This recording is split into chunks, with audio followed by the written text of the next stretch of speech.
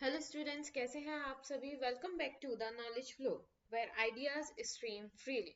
सो आज हमारी reasoning PYQ series यानी कि प्रीवियस ईयर क्वेश्चन सीरीज का डे 5 है, जिसमें हम फिर से 10 क्वेश्चंस करेंगे जो कि हम डेली अभी तक करते आ रहे हैं। अभी तक हम 40 क्वेश्चंस जो हैं वो कवर कर चुके हैं प्रीवियस ईयर के। So let's begin.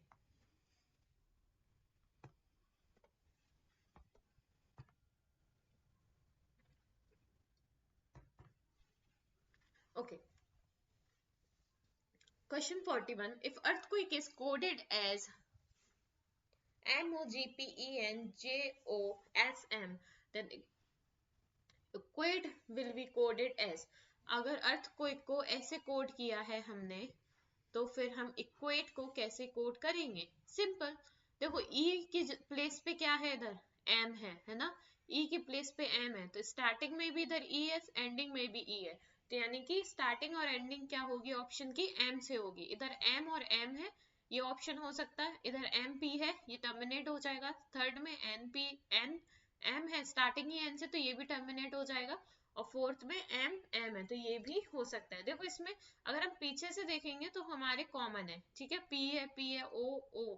अब हम आगे से देखते हैं, तो आगे इधर क्या है, हमें क्यू का देखना है कि क्यू किस उसमें अल्फाबेट में कोडेड है। तो क्यू यहाँ पे देखेंगे कौन से नंबर पे आ रहा है अर्थक्वेक में, 1 2 3 4 5 6, सिक्स नंबर पे।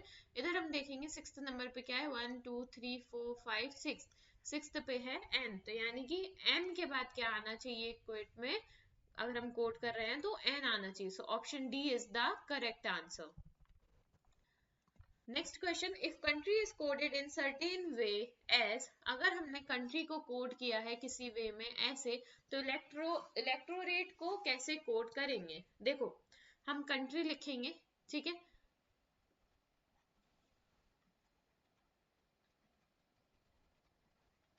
कंट्री की अगर हम वैल्यू लिखें, तो कंट्री की मतलब प्लेस वैल्यू लिखें इसके सारे अल्फाबेट्स की, तो ये हो जाएगा 3 15 21 सॉरी 14 20 18 और ये 25 हो गए, ठीक है। अब हम इसकी EMWL VPA की करें अगर, तो प्लेस वैल्यू लिखें। ई की प्लेस वैल्यू होती है 5, एम की प्लेस वैल्यू होती है 13, डब्ल्यू की प्लेस वैल्यू 23, एल की प्लेस वैल्यू होती है 12, वी की प्लेस वैल्यू 22, पी की प्लेस वैल्यू 16, ए की प्लेस वैल्यू 1। तो हम इसमें देखेंगे तो इधर +2 हो रहा 3 से 5 में, इधर -2 हो रहा 15 से 13, इधर फिर +2 -2 +2 -2 एंड +2। तो इधर क्या सीरीज चल रही है हमारी, +2 -2 की सीरीज चल रही है। तो इधर ही ऐसे ही इलेक्ट्रोड की भी सीरीज चलेगी। तो आगे ई और पीछे ई, हम पूरा नहीं करने की हमें जरूरत है। तो ई की वैल्यू क्या होती है, 5 होती है। 5 में हम पहले इधर +2 करेंगे, तो ये हो जाएगा +2 करेंगे तो 7। और 7 किसकी प्लेस वैल्यू होती है, 7 होती है जी की प्लेस वैल्यू। तो जी से कौन सा ऑप्शन स्टार्ट है, देखो इधर तो एक ही ऑप्शन है, तो ये बहुत इजी हो गया, हाल के हाल हो गया, ठीक है, कुछ सेकंड्स में। So option D is the correct answer. Then next question, air is to word. अगर देखो एयर जो है वो वर्ड से रिलेट करता है, तो वाटर किससे रिलेट करेगा, एयर किससे रिलेट करता है, एयर रिलेट करता है हमारा, अगर एयर जो है वो वाटर से रिलेट सॉरी वर्ड से, यानी कि चिड़ियों से रिलेट करता है, तो वाटर। अब यानी कि ये समझ में आ रहा है कि वर्ड जो है वो कहाँ उड़ती है, हवा में उड़ती है। और वाटर में क्या करते हैं हम, वाटर में क्या करते हैं, सॉरी एयर में क्यों, कौन सा जानवर रहता है, वर्ड चिड़िया होती है, वाटर में क्या रहती है, फिश रहती है। तो option D is the correct answer. Next, pencil is to write. Pencil किस लिए यूज होती है, पेंसिल यूज होती है लिखने के लिए। इसमें देखो हमें कनेक्शन देखना है कि फर्स्ट जो हमें गिवन है क्वेश्चन में उसका कनेक्शन क्या है सेकंड से, फिर हमें आंसर बताना है ना। तो इधर जो है वो पेंसिल जो है वो क्या करती है, लिखती है। तो अब हमें ये बताना है कि नाइफ क्या करता होगा, अगर पेंसिल से हम लिखते हैं, अगर पेंसिल से हम सॉरी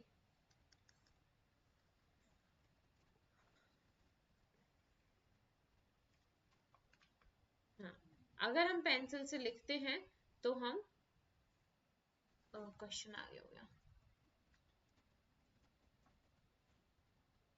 हाँ, अगर हम पेंसिल से लिखते हैं तो हम नाइफ से क्या करते होंगे, नाइफ से हम, सॉरी आज थोड़ा सा डिस्टर्ब हो रहा है।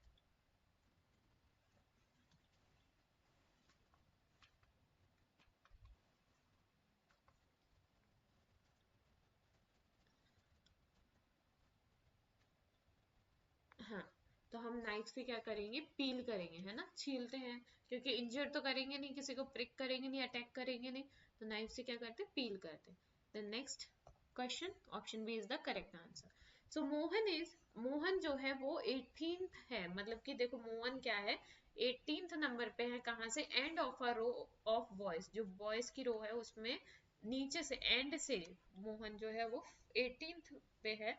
तो कितने, एक्चुअल में कितने जो है वो बॉयज हैं उस रो में, तो देखो मोहन जो है वो एंड से 18th पे है, राइट, एंड से 18th पे है, और हमें पता है स्टार्टिंग हमेशा 1 से होती है ना, स्टार्टिंग हमेशा 1 से, अगर एंड से 18th है तो यहाँ पे कितने नंबर हो गए, यहाँ पे हो गए हमारे 17 नंबर हो गए, है ना, यानी कि ऊपर से भी 17 जो है वो बॉयज होंगे, तभी नीचे से 18th हो गई, है ना position.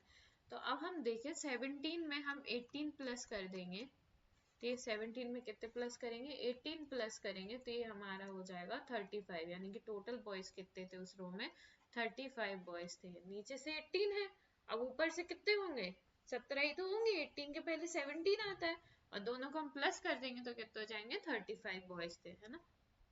Next question, option D is the correct answer. Next, in a class of 60 where boys are twice that of girls, देखो 60 की क्लास है, क्या है, 60 बच्चों की क्लास है, जिसमें जो बॉयज हैं वो कितने हैं, दुगने हैं, किससे दुगने हैं, गर्ल्स से दुगने हैं, यानी कि, एक मिनट, यानी कि जो गर्ल्स हैं वो क्या है, गर्ल्स जो है वो कम है बॉयज से, है ना, बॉयज कितने हैं, बॉयज दुगने हैं, तो हम बॉयज बॉयज को क्या 2x लिख सकते हैं, बॉयज को हम 2x लिख लेंगे, और गर्ल्स को हम क्या लिख देंगे, x लिख देंगे, क्या लिख देंगे, गर्ल्स को हम x, यानी कि 2 इक्वल्स टू x, बॉयज जब 2x हैं तो हमारी गर्ल्स कितनी हैं, x हैं, तो हम ऐसे कर लेंगे, है ना, और इक्वल्स टू में कितना आ जाएगा हमारा, 60 आ जाएगा, है ना, ये हम ऐसे भी लिख सकते हैं, ठीक है, कितना आ जाएगा, इक्वल्स टू में हमारा 60 आ जाएगा, ठीक है।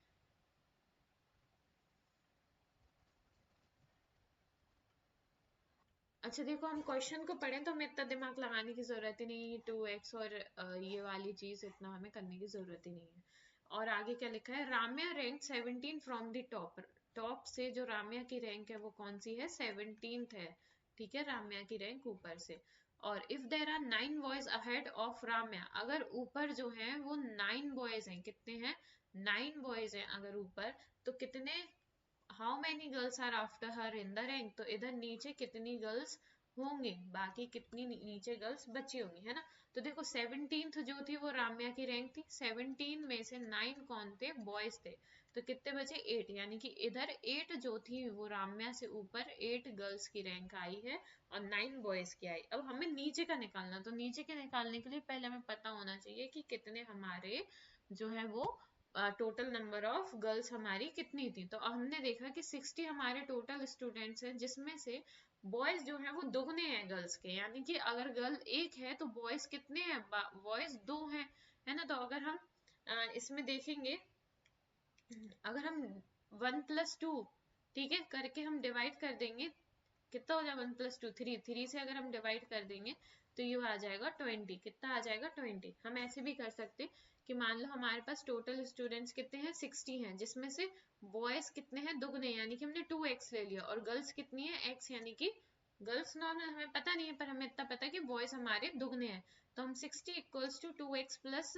x हो जाएगा 3x, और इधर अगर जब ये कोई चीज इनटू में होती है तो उस साइड जाके किस में हो जाती है, डिवाइड में हो जाती है, तो ये हो जाएगा 20 इक्वल्स टू x, यानी कि x की वैल्यू कितनी आ गई, 20, यानी कि गर्ल्स जो है वो हमारी कितनी है, 20 है, और 20 गर्ल्स हैं हमारी, और 20 में से 8 गर्ल्स हैं, उनकी तो रैंक ऑलरेडी राम्या से ऊपर है ना, तो 20 में से जब हम 8 माइनस कर देंगे तो बचेगा 12, यानी कि 12 गर्ल्स जो हैं वो उनकी रैंक राम्या के बाद आई है, तो इधर क्या हो जाएगा 12 गर्ल्स, यानी कि option B is the correct answer.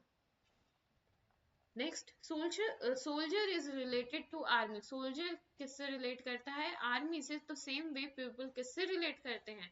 People जो है वो रिलेट करते हैं क्लास से। किससे? क्लास से रिलेट करते हैं। Next question, kilogram is related to quintal, है ना। किलोग्राम किससे रिलेट करता है? क्विंटल। क्विंटल यानी कि जब 100 किलोग्राम्स हो जाएगा तो 1 क्विंटल बनेगा। क्या बनेगा? 1 क्विंटल बनेगा जब 100 किलोग्राम हो जाएगा। तो ऐसी सेम ऐसा मैं बताना कि पैसा किससे रिलेट करता है। तो जब पैसा 100 पैसा हो जाएगा तो हम उससे 100 पैसे को क्या बोलने लगते हैं? हम 100 पैसे को बोलने लगते हैं 1 रुपए। क्या बोलने लगते हैं? 1 रुपए। यानी कि जो पैसा है वो रिलेट करता है रुपए से। Next question, stammering is to speech. Stammering का मतलब होता है हकलाना, जो रुक रुक के बोलते हैं ना ऐसे, उनको हम स्टैमरिंग, उसे हम स्टैमरिंग कहते हैं। और स्टैमरिंग हमेशा बोलते समय ही होता है, यानी कि हकलाते आप हमेशा बोलते समय ही हो। तो ऐसे ही डेफनेस यानी कि बहरापन, बहरापन को हम क्या बोलेंगे? बहरापन किससे रिलेट करेगा? हियरिंग से, सॉरी, हियरिंग से रिलेट करेगा। किससे? सुनने की क्षमता, सुनने को हम कहते हैं हियरिंग।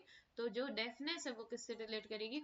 हियरिंग से। तो बिल्कुल भी कंफ्यूज नहीं होना, ईयर और हियरिंग में। कहो कि मैम कान से भी तो सुनते, कान से सुनते जरूर है, बट जब हम सुनेंगे तभी तो पता चलेगा कि हम डेफ हैं, है ना। ठीक, next question, so option B is the correct answer. Next, guilt is to past. अच्छा, हम जैसे बोलते कि हमने होमवर्क नहीं किया था। हमने क्या नहीं किया था? हमने होमवर्क नहीं किया था। तो जो हमने होमवर्क नहीं किया था वो हमारा क्या हो गया? वो हमारा क्या है? गिल्ट है। क्या है? जो हमने होमवर्क नहीं किया था वो हमारा क्या, जो हमने होमवर्क नहीं किया था वो हमारा क्या बन गया? वो हमारा गिल्ट बन गया। और गिल्ट यानी कि नहीं किया था। गिल्ट जब ही तो आया जब हम कोई कार्य नहीं कर पाए या कोई काम नहीं कर पाए, यानी कि वो किस में हो गया? पास्ट में। पास्ट में चला गया। बट अगर हम होप की बात करें, होप का मतलब होता है उम्मीद, एक्सपेक्टेशन, सॉरी, उम्मीद और एक्सपेक्टेशन अलग हो जाता। ठीक है, होप का मतलब होता है उम्मीद, है ना। और उम्मीद हम कब करते हैं? कि हम अपने पास्ट से उम्मीद करेंगे, प्रेजेंट में करेंगे? नहीं, हम फ्यूचर से उम्मीद करते हैं कि कल काश कॉलेज की छुट्टी हो जाए, या कल काश स्कूल की छुट्टी हो जाए, या मैं पास हो जाऊं, मैं ये एसएससी का एग्जाम क्लियर कर लूं। तो हम होप कर रहे हैं। क्या कर रहे हैं? हम होप कर रहे हैं अपने फ्यूचर से, है ना। तो option B is the correct answer. So यहाँ पे फिर से आज हमने 10 क्वेश्चंस कवर किए हैं हमारे डे 5 PYQ सीरीज में, रीजनिंग की PYQ सीरीज में। सो हमारे टोटल 40 क्वेश्चंस जो हैं वो खत्म हो गए हैं। Thank you class. कल हम फिर से मिलेंगे एक फिर से 10 क्वेश्चंस के नए 10 क्वेश्चन की सीरीज के साथ रीजनिंग के PYQs में। Thank you and have a good day.